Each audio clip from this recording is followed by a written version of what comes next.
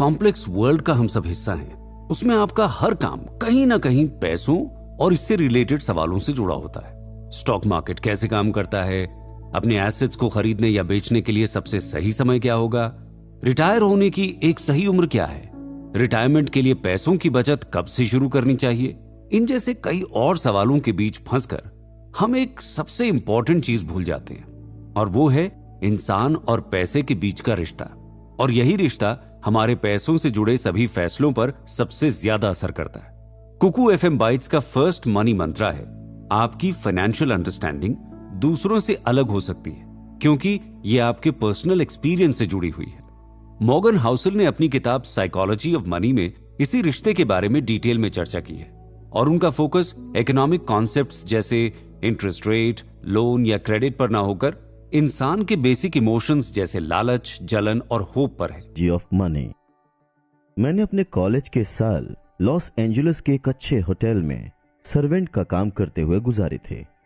उसी होटल में अक्सर एक टेक एग्जीक्यूटिव गेस्ट के तौर पर आता था जो काफी टैलेंटेड था। उसने 20-21 साल की एज में ही वाईफाई का एक इंपॉर्टेंट पार्ट डिजाइन करके पेटेंट करवाया था। उसने कई कंपनियां शुरू की थीं, फिर उन्हें बेच भी दिया था। सिंपल वर्ड्स में कहें तो वो काफी सक्सेसफुल था। पैसे के साथ उसका जो रिलेशन था उसे मैं इनसिक्योरिटी और बच्चों की तरह की जाने वाली बेवकूफी का कॉम्बिनेशन कहूंगा। वो टेक एग्जीक्यूटिव अपने साथ $100 के नोटों की मोटी गड्डी लेकर घूमता और हर किसी को दिखाता था, फिर चाहे कोई देखना चाहे या न देखना चाहे। वो जब नशे में धुत होता तब बिना किसी बात के ही अपने पैसे का रौब दिखाता और अपनी अमीरी बताता था। एक दिन उसने मेरे साथ काम करने वाले एक आदमी को कई $1000 दिए और कहा, गली में जो ज्वेलरी शॉप है वहां जाओ और $1000 के सोने के सिक्के लेकर आओ। वो आदमी शॉप पर गया और उसने सिक्के लाकर टेक एग्जीक्यूटिव को दे दिए। 1 घंटे बाद वो टेक एग्जीक्यूटिव और उसके दोस्त हाथ में सोने के सिक्के लिए पैसिफिक ओशन के सामने एक डॉक के चारों तरफ इकट्ठा हुए और उन्होंने सिक्कों को ओशन में फेंकना शुरू कर दिया। वो सब हाथ में लिए सिक्कों को छोटे पत्थरों की तरह उछालते, फिर पानी में फेंकते। इसके बाद वो सिर्फ एंटरटेनमेंट के लिए इस बात पर बहस करते कि किसका सिक्का सबसे दूर गया और फिर जोर से हंसते। कुछ दिनों के बाद उसने होटल के रेस्तरां में एक लैंप तोड़ दिया। मैनेजर ने उसे कहा कि यह लैंप $500 का था और उसे लैंप का पैसा देना होगा। एग्जीक्यूटिव ने मैनेजर से गुस्से में पूछा कि तुम्हें $500 चाहिए, और जेब से नोटों की एक गड्डी निकालकर मैनेजर को देते हुए बोला, ये रहे $5000, इसे पकड़ो और मेरे सामने से दफा हो जाओ। दोबारा कभी इस तरह से मेरी बेइज्जती मत करना। आप सब सोच रहे होंगे कि इस तरह का बिहेवियर कब तक चल सकता है, और इसका आंसर है ज्यादा दिन नहीं। कई सालों बाद मुझे पता लगा कि वो टेक एग्जीक्यूटिव बैंकरप्ट हो गया।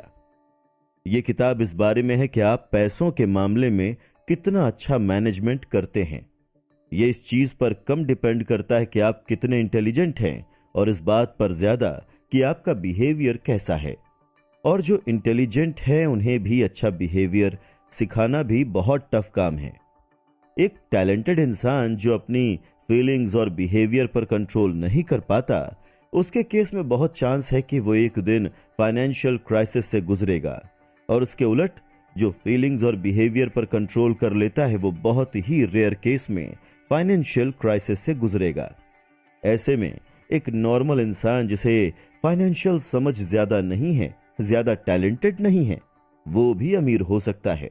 उसके लिए उसे बस कुछ प्रैक्टिकल और सोशल स्किल्स की जरूरत होती है। पर आप कैसे अपने पैसों को मैनेज कर सकते हैं और कैसे अमीर बन सकते हैं, इन सब सवालों के जवाब मिलेंगे आपको इस कमाल की audio book the psychology of money के आगे आने वाले एपिसोड्स में। इस किताब को लिखा है फेमस राइटर मॉर्गन हाउसल ने। इंसान के नेचर के साथ साथ उसके जीवन के एक्सपीरियंसेस भी उसके इन्वेस्ट करने के तरीकों और डिसीजंस पर गहरा असर डालते।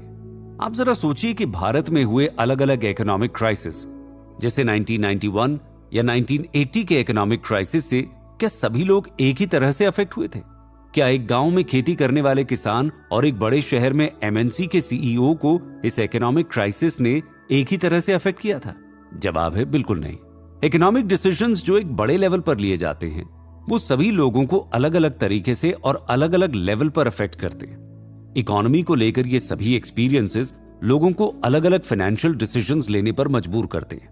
इंडिया के किसी छोटे से गांव में पैदा हुआ एक किसान का बेटा और दिल्ली जैसे बड़े शहर में पैदा हुए एक बिजनेसमैन के बेटे की जिंदगी की शुरुआत ही सिर्फ अलग नहीं होगी, बल्कि उनकी आने वाली जिंदगी और उसमें उनके एक्सपीरियंसेस भी अलग होंगे। दोनों में रिस्क लेकर प्रॉफिट कमाने की समझ और कैपेसिटी भी अलग होगी। इसी तरह से अलग अलग समय में पैदा हुए लोगों के फाइनेंशियल एक्सपीरियंसेस और उनके डिसीजंस अलग अलग होते हैं। एक इंसान जिसने साल 2008 के मार्केट की उथल पुथल अपनी आंखों से देखी हो और एक दूसरा इंसान जिसने हमेशा एक स्टेबल मार्केट देखा हो, इन दोनों के हालात और इन्वेस्टमेंट को लेकर डिसीजंस इनके एक्सपीरियंसेस के बेस पर अलग अलग होंगे। हमें यह समझना चाहिए कि पैसों को लेकर हर एक इंसान की समझ अलग होती है, इसलिए उनके फाइनेंशियल डिसीजंस और लाइफस्टाइल भी डिफरेंट होते हैं। वैसे तो हमें लगता है कि हमें हर चीज की समझ है, पर सच ये है कि हमें सिर्फ उन्हीं चीजों की समझ है जो हमने एक्सपीरियंस की है, और ये वाकई में बहुत कम है। अच्छा लगा सुन के, लेकिन इसके आगे के एपिसोड्स तो लॉक्ड हैं, जो सिर्फ आए दिन ले ऑफ की खबरें सुनना अब आम बात हो गई है, और इससे ये पता चलता है कि कंपटीशन और महंगाई के इस दौर में सिर्फ नौकरी पाना ही मुश्किल नहीं है, उस नौकरी पर अपनी मौजूदगी बनाए रखना ज्यादा मुश्किल है। दोस्तों, अगर मैं आपसे पूछूं कि अगर आज आपकी नौकरी चली जाए तो क्या आपके पास अपनी जरूरतों को पूरा करने के लिए जरूरत भर पैसे होंगे? और अगर है तो कब तक आप बिना नौकरी के इन पैसों से अपनी बेसिक जरूरतों को पूरा कर सकेंगे? वो भी आज के दौर में जब रोटी, कपड़ा और मकान के साथ और भी कई मूल जरूरतें जुड़ गई है। अगर आप भी पैसे तो कमा रहे हैं पर बचाने में स्ट्रगल कर रहे हैं, अगर आप भी कर्ज में डूब चुके हैं और आपको भी अपना फाइनेंशियल गोल सेट करने में मुश्किल का सामना करना पड़ रहा है, यानी कि अगर आप इन सभी सवालों का जवाब ढूंढ रहे हैं तो आज आप सही जगह पर आए हैं। बेस्ट सेलिंग ऑथर और फाइनेंस एक्सपर्ट मैरी हंट की ये book 7 money rules for life listeners को अपने फाइनेंस को कंट्रोल करने के लिए और अपनी बची हुई लाइफ को फाइनेंशियली प्रिपेयर रखने के लिए बहुत हेल्पफुल है। इस किताब के माध्यम से मैरी हंट अपनी लाइफ में की गई फाइनेंशियल मिस्टेक्स का एग्जाम्पल देते हुए बताती है कि क्या करना है और क्या नहीं। उन्होंने पिछले 20 सालों में जो कुछ भी सीखा है उसे इस किताब के पन्नों पर एनर्जेटिक और अट्रैक्टिव तरीके से डिटेल में लिखा है। इस किताब में मैरी हंट ने मनी मैनेजमेंट के उन 7 रूल्स के बारे में बताया है जो सिंपल और बेसिक है, हर फाइनेंशियल सिचुएशन के लिए, हर इनकम लेवल के लिए और लाइफ की हर स्टेज के लिए। मैरी हंट मानती है कि अगर आपको उनके द्वारा बताए गए 7 रूल्स पता हो तो मनी मैनेजमेंट को मास्टर करना बिल्कुल भी मुश्किल नहीं है। आप सीखेंगे इनकम से कम खर्चा करना, फ्यूचर के लिए सेव करना, दूसरों की मदद के लिए थोड़ा अपना कंट्रीब्यूशन देना, क्रेडिट मैनेज करना और भी बहुत कुछ। तो चलिए शुरू करते हैं। आप सुन पैसे की अहमियत क्या है, और आज हर व्यक्ति अपने जीवन में इतनी भागदौड़ सिर्फ पैसा कमाने और अमीर बनने के लिए ही कर रहा है, क्योंकि के साथ व्यावसायिक भागीदारी करने का सोचा। विचारों में असीम शक्ति होती है। अगर इन विचारों में मकसद, दृढ़ निश्चय और मजबूत इरादे शामिल हो जाएं, तो आप दौलतमंद बन सकते हैं और वो सब कुछ हासिल कर सकते हैं जो आपने सोचा हुआ है। एडविन सी बर्न्स ने यह खोज निकाला कि कैसे विचार शक्ति से धनवान बना जा सकता है। इस खोज में सफलता पहले प्रयास में हासिल नहीं हुई, बल्कि वो धीरे धीरे प्राप्त हुई।